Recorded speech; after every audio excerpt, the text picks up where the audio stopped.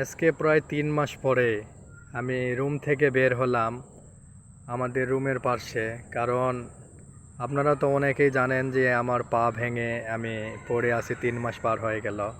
এই জন্য আজকে বের হয়ে প্রকৃতির সাথে একটু মিশে যাওয়ার চেষ্টা করতেছি। প্রকৃতি আসলে অনেক সুন্দর, যদি নিজের চোখে না দেখা যায় তাহলে বোঝা যায় না। হ্যাঁ, আমি 3 মাস থেকে রুমের ভিতরে পড়ে আছি, আমি জানি না যে প্রকৃতিটা কেমন, কিন্তু আসলে প্রকৃতি অনেক সুন্দর যদি নিজের চোখে দেখা যায় বা কল্পনা করা যায়।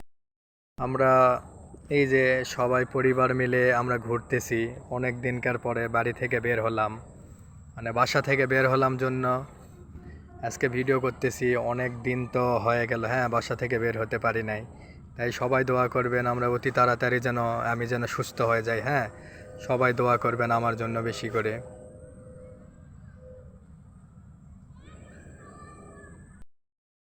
এই দেখেন বন্ধুরা, মেয়ে বাবাকে কত ভালোবাসে দেখেন, বাবার জন্য লাভ আঁকাচ্ছে। হ্যাঁ, মেয়ে এই যে ওয়াও, তোহা লিখতেছে, দেখতেছেন আম্মু? সবাইকে হাই বলো।